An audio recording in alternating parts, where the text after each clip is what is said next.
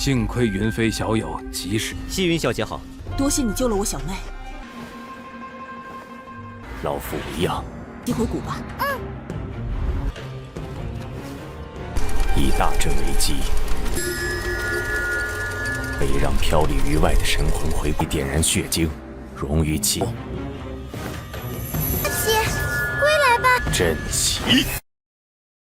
Halo semuanya, selamat datang di Ruang Film. Bagaimana kabar kalian semua? Semoga selalu sehat dan baik-baik saja.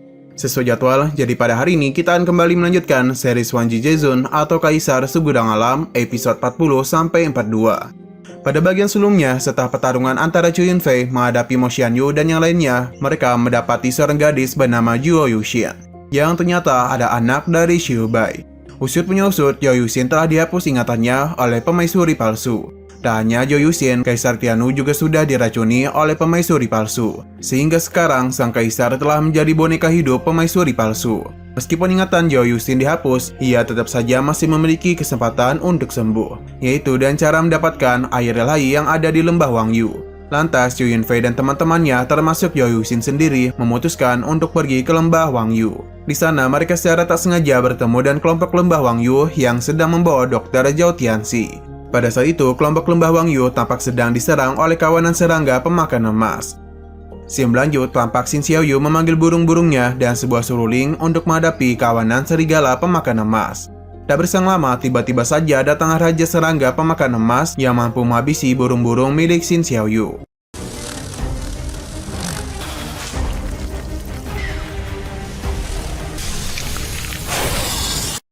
Melihat hal demikian, Xinde pun langsung melemparkan tombaknya untuk melakukan perlawanan. Akan tetapi, upaya itu tak membuahkan hasil. Alhasil, mereka semua menjadi terkepung dan kawanan serangga pemakan emas mulai menggerogoti formasi pertahanan mereka. Pada saat itu, mereka sudah tak bisa mencari jalan keluarnya, sebab Raja Serangga itu setara dengan praktisi ranah Golden Core. Terlebih lagi, tempat mereka sekarang berjarak 100 mil dari lembah Wangyu. Sehingga tidak mungkin bagi mereka jika hanya terus berharap menunggu regu penyelamat datang. Di waktu yang sama, Raja Serangga pemakan emas melemparkan sebuah serangan yang menyebabkan terjadinya ledakan kecil hingga membuat Xin Xiaoyu terjatuh. Tak menyerah begitu saja, Xin Xiaoyu pun memutuskan untuk menggunakan cakram dewa surgawi dengan tujuan menghabisi kawanan serangga.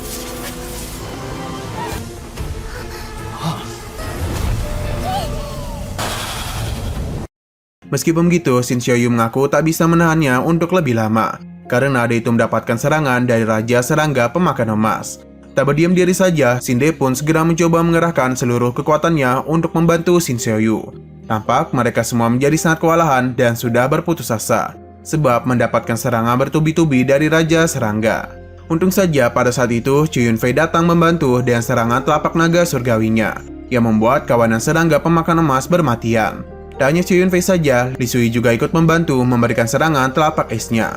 Kedatangan Chu Yunfei dan teman-temannya membuat rombongan lembah Wangyu merasakan sebuah kegelapan. Tak berhenti sampai di situ, Chu Yunfei dan teman-temannya kembali melakukan eksekusi massal kepada para serangga. Pada waktu itu, Chu Yunfei bergegas terbang ke udara dan dalam sekejap Raja Pemakan Emas tewas akibat terkena pedang ilahi milik Chu Yunfei. Melihat hal demikian, Xin Xiaoyu pun mengingatkan agar tidak terbang ke udara. Hal itu dapat membahayakan Chu Yunfei. Pada saat yang bersamaan, Chu Yunfei langsung menyerap seluruh kawanan serangga pemakan emas dan membakarnya dan tungku api hijaunya.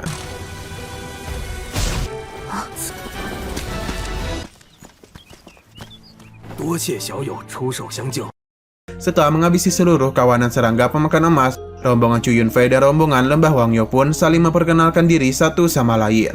Kemudian Xinde mulai penasaran mengenai alasan kedatangan Chu Yunfei dan teman-temannya ke alam Xingyuan. Lantas Chu Yunfei memberitahu bahwa mereka memiliki tujuan untuk pergi ke lembah Wangyu. Menyadari tujuan Chu Yunfei, Xin Xiaoyu mengatakan kalau Chu Yunfei dan teman-temannya bisa dengan mudah datang ke lembah Wangyu karena penguasa lembah Wangyu adalah kakeknya sendiri. Mendengar hal tersebut, Chu Yunfei tampak menjadi sangat antusias. Sehingga tanpa rasa ragu, ia mengatakan bahwa tujuannya berkunjung ke lembah Wangyu adalah karena ingin mencari air ilahi. Agar bisa mendapatkannya, Chu Yunfei juga bersedia menukarkan sebuah harta yang memiliki nilai yang sama dengan air ilahi. Xinde berusaha menolak keinginan Chu Yunfei secara sopan dan menjelaskan kalau air ilahi sangatlah langka. Lembah Wangyu juga tidak memiliki cadangannya. Berbeda dengan Xin Xiaoyu, ia justru berusaha membantu Chu Yunfei dengan mengajaknya ke lembah Wangyu terlebih dahulu. Selain itu, Xin Xiaoyu juga akan berusaha membicarakan dengan kakeknya mengenai keinginan dari Chu Yunfei. 我愿意以同等价值的宝物。无妨，这人来历不明，说上当以礼相待。小雨， Selang beberapa saat, datanglah seorang wanita bernama Shiyun bersama dengan pasukannya. Baru saja datang, Shin Xiaoyu dan Shin De mulai menginformasikan mengenai perbuatan baik yang dilakukan oleh Chu Yunfei dan teman-temannya.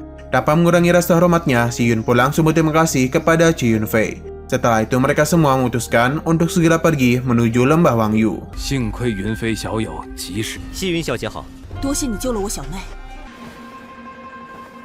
老夫无恙。你回谷吧。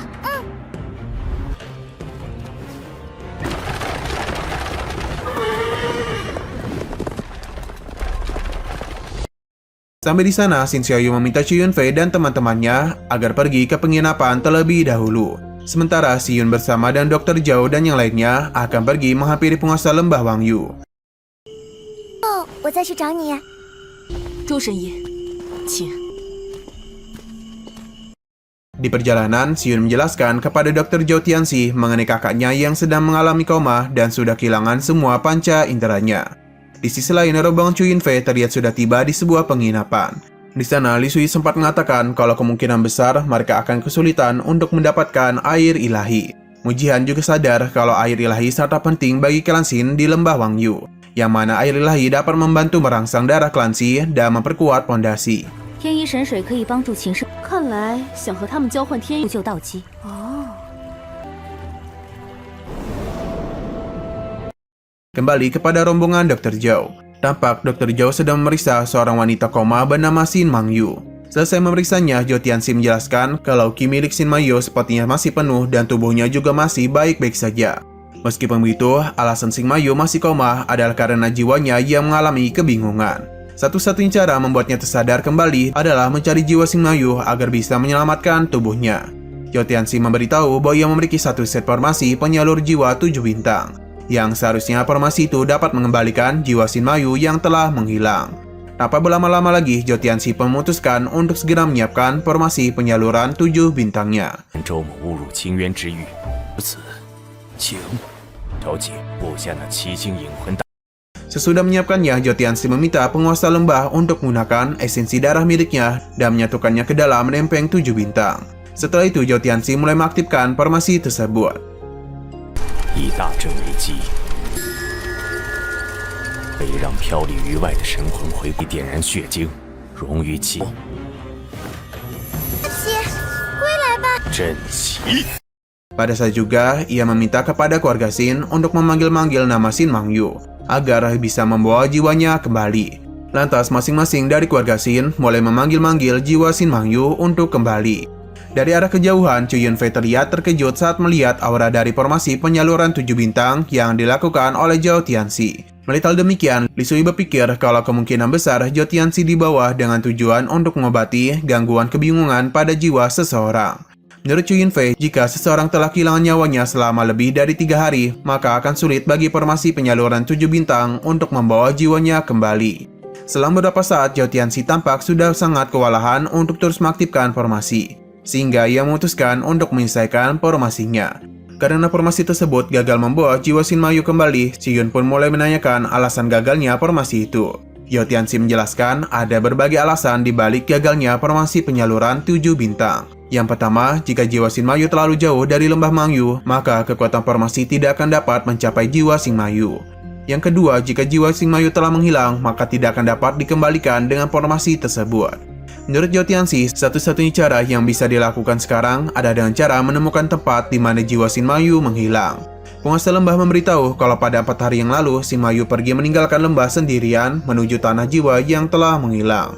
Namun ketika ditemukan, Shin Mangyu sudah dalam keadaan yang tak sadarkan diri. Sehingga tidak ada satupun dari mereka yang tahu di mana jiwa Shin Mangyu dibawa pergi. Demi mencari jiwanya, Shiyun memutuskan untuk mengirim dan membawa seseorang pergi ke tanah jiwa yang menghilang untuk mencarinya. Pada keesokan harinya, terlihat Shin Xiaoyu datang menghampiri Chu Yunfei dan wajah murungnya. Menyadari hal tersebut, Shin Xiaoyu pun menyampaikan bahwa sekarang ia bersedih karena kakaknya yaitu Shin Mangyu sedang sakit. Padahal demikian, Mujiha memberitahu bahwa Chu Yunfei adalah seorang dokter yang bisa menyembuhkan segala penyakit. Ia juga menyarankan Shin Xiaoyu agar membawa Chu Yunfei menemui penguasa lembah dan memeriksa kondisi Shin Mangyu. Shin Xiaoyu menjelaskan kalau sekarang jiwa Shin Mangyu sedang terluka. Supaya bisa kembali tersadar, jiwanya harus dipulihkan terlebih dahulu. Lantas, Mu Jian pun memberitahunya bahwa bagi Chu Yunfei, penyakit itu adalah hal yang mudah. Karena Chu Yunfei memiliki kemampuan rahasia yang bisa menemukan jiwanya. Tanpa pikir panjang lagi, Shin Xiaoyu pun memutuskan agar segera membawa Chu Yunfei untuk menemui kakeknya terlebih dahulu. Singkat waktu, Chu Yunfei dan teman-temannya tampak datang menemui penguasa lembah dan langsung menginformasikan kalau ia bisa menyembuhkan Xing Mangyu. Chu Yunfei mengatakan selama jiwa Xing Mangyu masih hidup, ia 70% yakin mampu menyelamatkannya. Mendengar ucapan itu, Zhou Tianxing justru tampak tidak senang dan menganggap Chu Yunfei terlalu sombong. Sehingga Zhou Tianxing menyarankan penguasa lembah agar tidak memberikan Chu Yunfei kesempatan, dengan alasan agar tidak merusak jiwa Xing Mangyu. Selain itu, dua orang yang baru tiba juga menyarankan hal yang sama dengan Dr. Zhou Tianxing. Tak senang dengan ucapan tersebut, Shin Xiaoyu pun langsung memarahi mereka berdua. Meskipun mendapatkan banyak saran untuk menolak Chu Yunfei, penguasa lembah tetap saja memperbolehkan Chu Yunfei untuk mencoba menyembuhkan Xing Mangyu. Selain itu, penguasa lembah pun langsung mengantarkan Chu Yunfei untuk memeriksa kondisi cucunya. 何妨一事？ 此便有劳先生了。我相信先生， 我定当尽力。 秦小姐体内的残魂， 父亲， 云飞哥哥不会害阿姐的。 楚先生，秦小姐如今还有残魂， 那还不是得请您出手啊？多要些报酬了。听说 Sampai di sana, Chu Yunfei menjelaskan bahwa ki internal milik Xing Mangyu sudah mulai melemah. Selain itu, manusia memiliki 3 jiwa dan 7 roh. Jika yang menyelamatkan Xing Mangyu, maka penting untuk memastikan berapa banyak roh yang telah menghilang. Kemudian, Chu Yunfei segera mencoba memastikan mengenai roh yang sudah menghilang dan menggunakan jarum penambat jiwa. Pada saat jarumnya sudah ditusukkan ke tubuh Xing Mangyu, ia tahu betul bahwa jiwa surgawi Xing Mangyu masih melekat pada tubuhnya, dan 7 rohnya masih berada di dalam 7 bagian tubuhnya. Menurut Chu Yunfei, yang hilang dari Xing Mangyu sekarang adalah jiwa kehidupannya. Ia juga mengaku bahwa ia memiliki sebuah cara, yaitu dengan memanggil jiwa dasar Xing Mangyu untuk mencari tahu keberadaan jiwanya yang sekarang. 不错， 哦， 才算真本事。 有七星引魂阵都没有引来， 并不代表我不行。 狂妄的家伙！我倒要 Tanpa berlama-lama lagi, Chu Yunfei langsung menggunakan jarum penambat jiwanya kembali. 秦小姐的命魂丢失，就算找到命魂，被孱弱，你此事惊扰。 小子，还 我家公子施法， 不敢！ Sesudah mengambil jiwa dasar milik Xing Mangyu, Chu Yunfei segera menggunakan mata ilahinya untuk melihat hari kejadian di mana Xing Mangyu kehilangan jiwa kehidupannya. Pada saat itu terlihat Xing Mangyu pergi ke sebuah daerah bernama Gunung Huaji. Di sana ia sempat bertarung menghadapi seekor binatang kuno yang mampu mengendalikan jiwa. Karena tak mampu menghadapi binatang kuno itu, akibatnya jiwa kehidupan Xing Mangyu pun langsung terpisah dari tubuhnya. Setelah itu, Xing Mangyu pun diselamatkan oleh kuda peliharaannya dari para binatang-binatang kuno. 什么神通，居然能推？ 此子